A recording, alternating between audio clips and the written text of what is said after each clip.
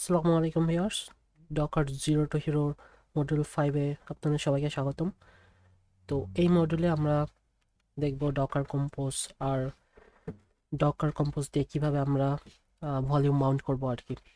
তো এর আগে আমরা যে অ্যাপ্লিকেশনগুলো বিল্ড করছিলাম, 2 টিয়ারের একটা অ্যাপ্লিকেশন করছিলাম পিএইচপি প্লাস মাইএসকিউএল এ, বিগিনার লেভেলের।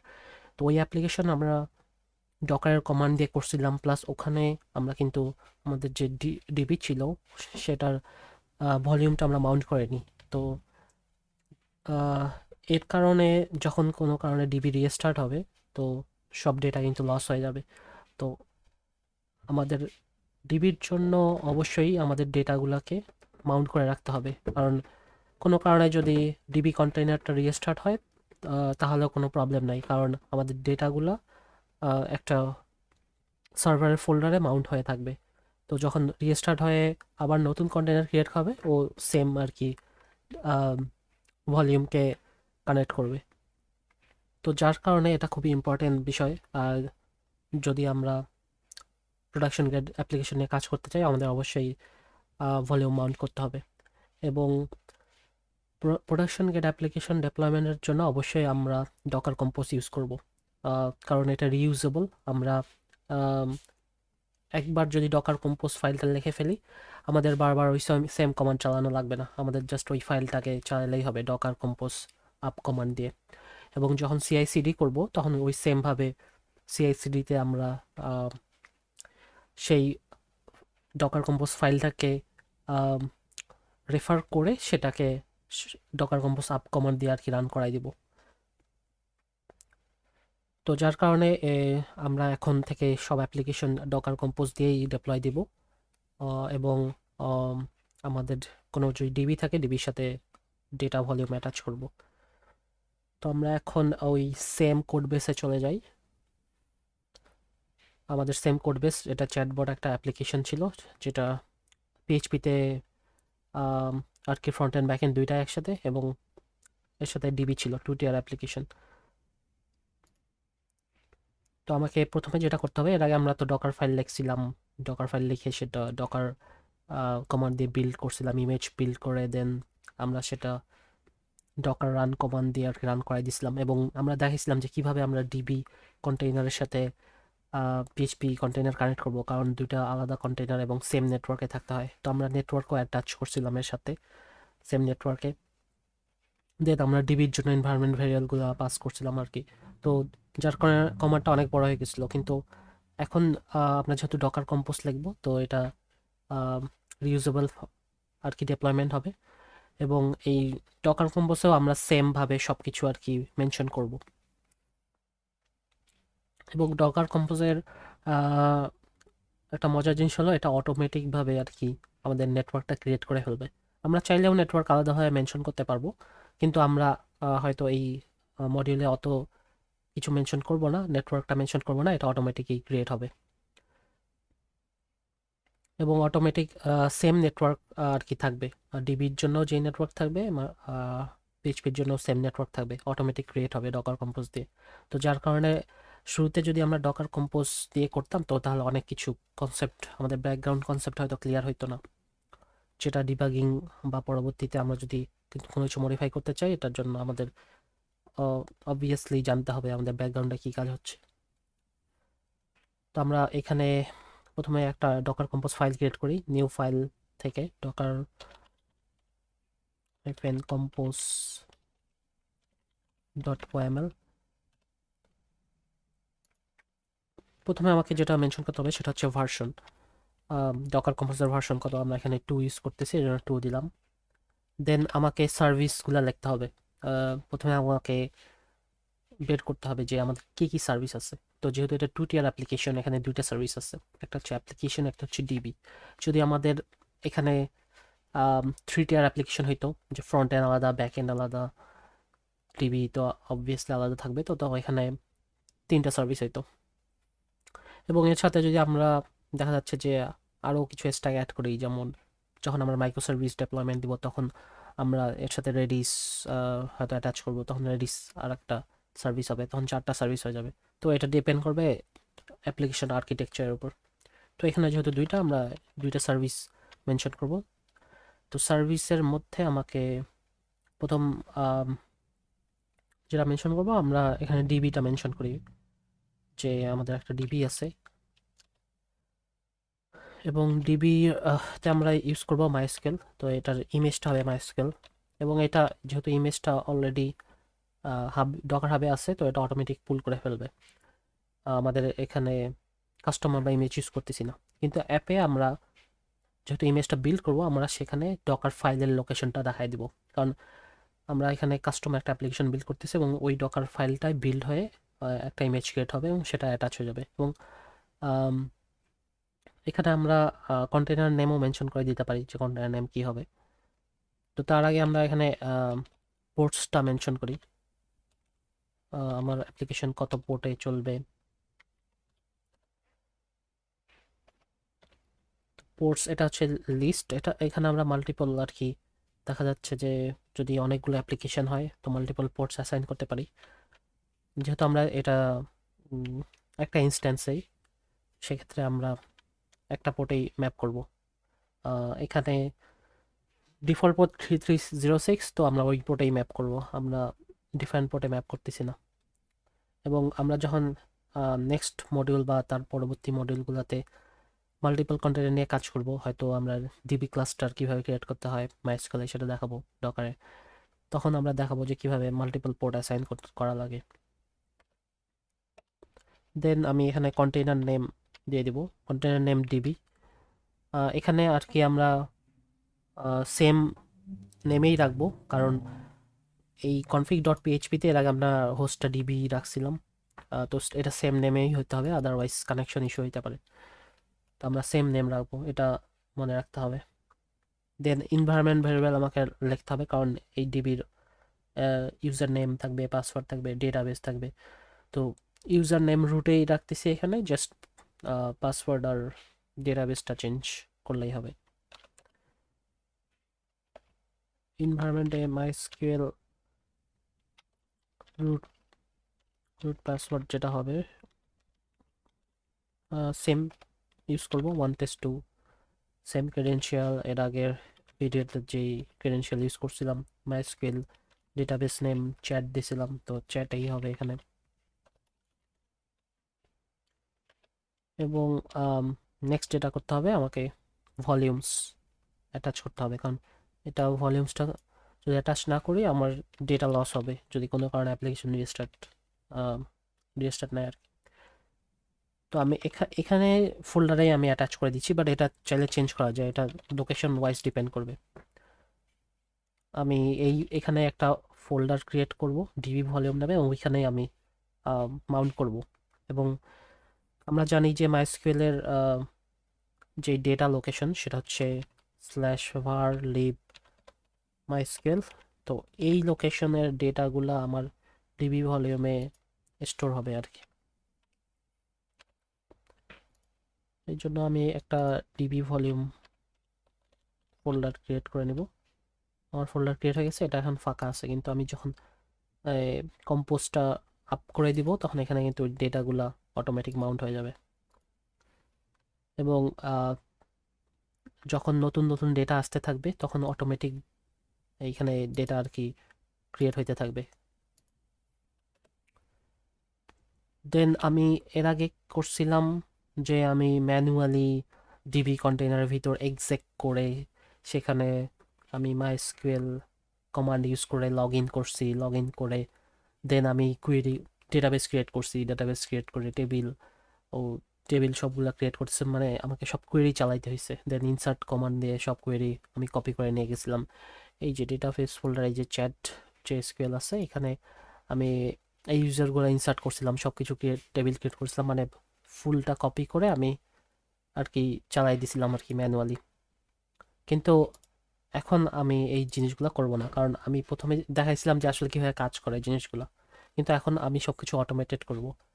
যেহেতু ডকার কম্পোজ দিয়ে আমি অটোমেটেড করে ফেলতে পারবো, তো আমি এখানে জাস্ট আমার ফোল্ডারটা মেনশন করতে হবে যেখানে আমার এসকিউএল ফাইলটা আছে। দেন ডকারের এন্ট্রি পয়েন্ট ইনিশিয়ালাইজ যে কন্টেন্ট আছে ডকার এন্ট্রি পয়েন্ট initdb.d, এটা দিয়ে আমি আর কি একবারে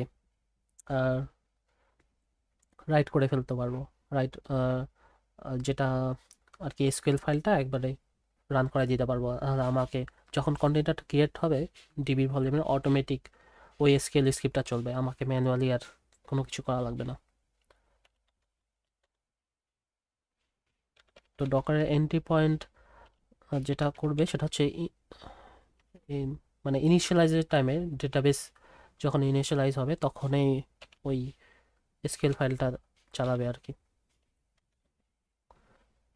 তো আমি এটা মেনশন করে দিলাম যে আমার এই ফোল্ডারে এসকিউএল ফাইলটা আছে, অটোমেটিক ইনিশিয়ালাইজ যখন শুরু হবে ডকার এন্ট্রি পয়েন্ট থেকে সেটা তখন রান হয়ে যাবে আর কি, এবং অটোমেটিকভাবে আমার ডিবি ক্রিয়েট হয়ে যাবে, ডেটা ইনসার্ট হয়ে যাবে। ওকে, তাহলে আমার মনে হয় ডেটাবেজের কাজ শেষ। এখন নেক্সট যেটা সার্ভিস বাকি আছে সেটা হচ্ছে অ্যাপ।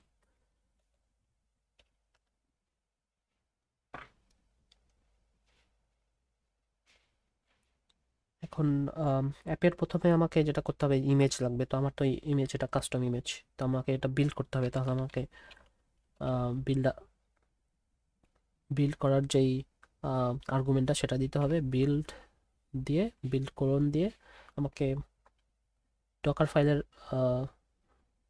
যেখানে ডকার ফাইলটা আছে সেটার আর কি লোকেশনটা দেখাইতে হবে। তো আমি লোকেশনটা দেখাই দিলাম যে এখানে ডট স্ল্যাশ মানে এই ফোল্ডারেই, মানে ডকার কম্পোজ যেই ফোল্ডার আছে ওই সেম জায়গায় ডকার ফাইলটা আছে আমরা দেখতে পাচ্ছি, এই জন্য এখানে দিয়ে দিলাম। আদারওয়াইজ অন্য ফোল্ডারের লোকেশন দিতে হবে যদি অন্য ফোল্ডারে থাকে, কিন্তু নর্মালি আমরা রুটেই রাখি সব কিছু, ডকার কম্পোজ কেউ রাখি, ডকার ফাইল কেউ রাখি। দেন আমি এখানে লিঙ্কস ইউজ করব। লিঙ্কস ইউজ করে আমি আমার অ্যাপের সাথে কানেক্ট করে দিব আমার ডিবিকে। তো এই লিঙ্কসটাই আসলে কানেক্ট করতেছে এবং সেম নেটওয়ার্কে রাখবে, তাহলে আমার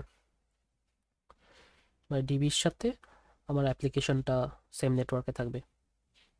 দেন আমি এখানে কন্টেইনার নেম দিয়ে দেব, এটা হচ্ছে চ্যাটবট অ্যাপ।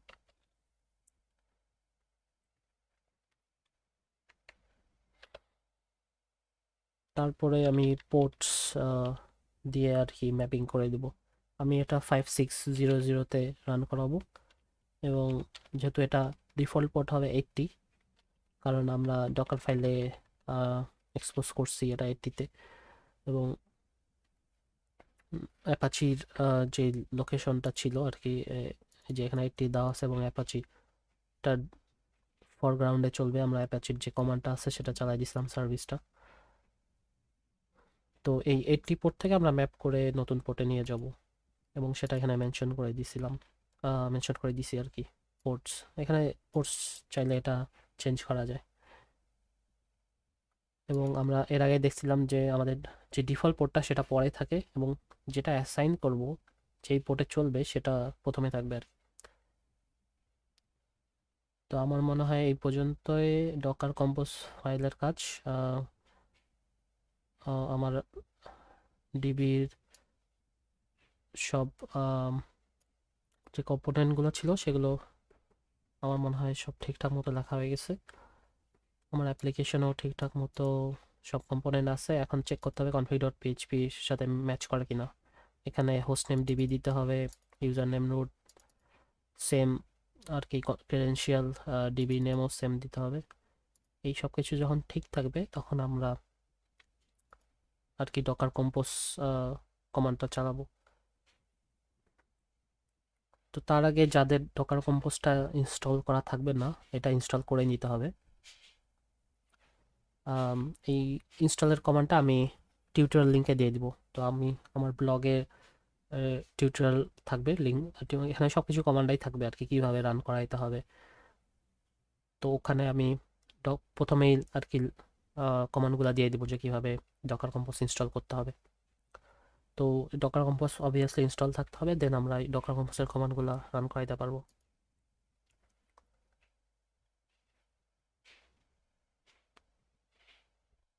তো আমরা যদি Docker compose up minus D দেই, তখন আর কি আমার ডকার কম্পোজের কাজ শুরু হয়ে যাবে। আমরা দেখতে পাচ্ছি পুল করতেছে ইমেজ, কারণ প্রথমে হচ্ছে ডিবি আমরা মেনশন করছি, তো ডিবির মাইস্কুয়েল ইমেজটাকে পুল করবে।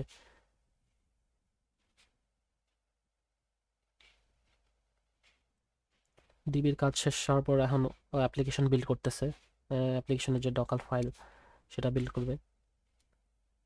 এবং ফাইনালি নেটওয়ার্ক ক্রিয়েট করছে, দেখতে পাচ্ছি সেম নেটওয়ার্কে লিঙ্ক করবে, ডিবিকেও এই নেটওয়ার্কে রাখবে, অ্যাপকেও এই নেটওয়ার্কে রাখবে। এবং ফাইনালি আর কি দুইটা কন্টেনার ক্রিয়েট করছে, একটা ডিবি একটা চ্যাটবট অ্যাপ, যেটা আমরা মেনশন করছিলাম কন্টেনার নেম দিয়ে, সেম কন্টেনার নেম দিয়েই ক্রিয়েট করছে আর কি। এখন আমরা ডকার পিএস দিলেই দেখতে পারবো এখানে ক্রিয়েট হয়েছে, দুটা অ্যাপ্লিকেশন ক্রিয়েট হয়েছে 36 সেকেন্ড আগে।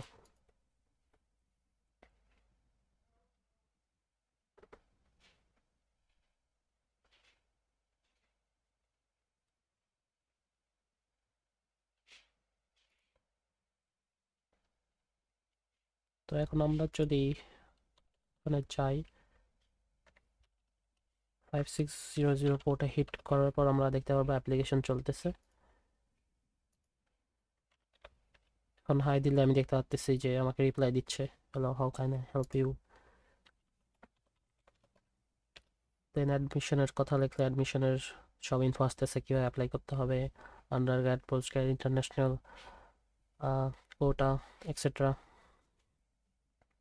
তো দ্যাট মিনস আমার অ্যাপ্লিকেশন আর কি চলতেছে আর কি, ও ডেটা নিয়ে আসতে পারতেছে, ডেটাবেসের সাথে কানেক্ট করছে। এবং আমি যখন কোনো কুয়েরি লিখতেছি সেগুলোর সে রিপ্লাই দিচ্ছে, ঠিকঠাক মতো চলতেছে আর কি।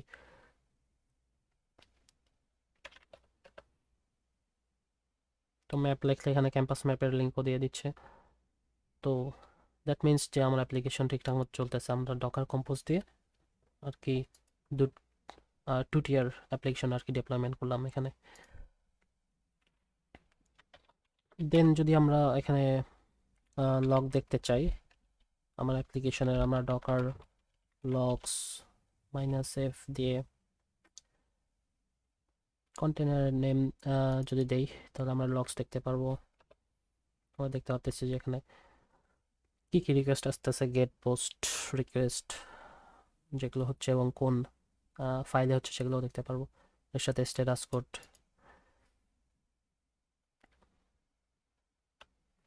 তো আমরা কন্ট্রোল সি দিলে আমরা বের হয়ে আসতে পারবো। তো এখন আমরা দেখলাম যে এর আগে আমরা অনেক আর কি টাইম নিয়ে ম্যানুয়ালি অনেক কিছু করছিলাম, তো এখন জিনিসগুলো আর কি অটোমেটেড করে ফেলা হয়েছে সব কিছু। এবং ডকার কম্পোজটা এখন এটা হচ্ছে রিউজেবল হয়ে যাবে। এর পরবর্তীতে যদি সেম অ্যাপ্লিকেশন আমরা অন্য একটা সার্ভারে ডিপ্লয় দিই, বা যে কেউ এটা এখন তো সবাই প্র্যাকটিস করবে, তো ক্লোন করবে এই রিপোর্টটা, আমি অলরেডি পুশ করে দিছি। এবং রিপোর্ট লিঙ্ক ওই সেমেই থাকবে, সব কিছু টিউটোরিয়াল লিঙ্কে আলাদাভাবে পোস্ট করব। তো সেখান থেকে কমান্ডগুলো যদি কেউ ইউজ করতে চায় ইউজ করতে পারবে। যখন গিট ক্লোন করে নামাবে আর কি, অটোমেটিক এই ফাইলগুলো থাকবেই সাথে। তো চাইলে কেউ ডিলিট করে আবার নতুনভাবে করতে পারে বা সেম কমান্ড ইউজ করতে পারে, কিন্তু এটা এখন রিউজেবল হয়ে গেল, সবাই ক্লোন করে এই সেম জিনিস এখন ইউজ করতে পারবে, হয়তো একটু চেঞ্জ টেঞ্জ করতে পারে। এবং নেক্সট কোনো সার্ভারে যদি কেউ ডিপ্লয় দিতে চায় সেমভাবে এই কমান্ডটা ইউজ করতে হবে, ওকে নতুনভাবে আর কি সেম কমান্ড আর কি ম্যানুয়ালি লেখা লাগবে না, বা দেখা যাচ্ছে যে ডিবি কন্টেনারের ভিতর যায় ডেটাবেস ক্রিয়েট করা কিছু লাগবে না, অটোমেটিক সব ক্রিয়েট হয়ে যাবে। এবং ফাইনালি আমরা দেখাবো যে যখন সিআই/সিডি করব সার্ভারে কিভাবে অটোমেটিকভাবে আমরা দেখা যাচ্ছে যে পুশ দিচ্ছি, যে কোনো কিছু চেঞ্জ করে অটোমেটিক ওই সেম ডকার কম্পোজটাকে ইউজ করে আর কি অ্যাপ্লাই করে দিবে আর কি ডকার কম্পোজ সাব কমান্ড দিয়ে। তো এটা জাস্ট আমি বলবো যে প্রথম স্টেপ আমাদের ডকার কম্পোজের। এর পরবর্তীতে আমরা আরও নতুন নতুন জিনিস দেখবো হয়তো ডকার কম্পোজে। এবং এর সাথে আমরা এই কোর্সে যে ডেটা ভলিউম মাউন্টিং কীভাবে করা হয় ডকার কম্পোজে সেটাও দেখলাম। তো আমার মনে হয় আজকের ক্লাসে এই পর্যন্তই। নেক্সট ক্লাসে হয়তো আমরা আরো অ্যাডভান্স কিছু জিনিস দিয়ে দেখবো, যেমন ডিবি ক্লাস্টারিং কিভাবে করা যায়। আম, এর পাশাপাশি আমরা হয়তো কোনো নতুন স্ট্যাকও দেখতে পারি। ওকে, সবাইকে ধন্যবাদ। দেখা হবে নতুন ক্লাসে। আল্লাহ হাফিজ।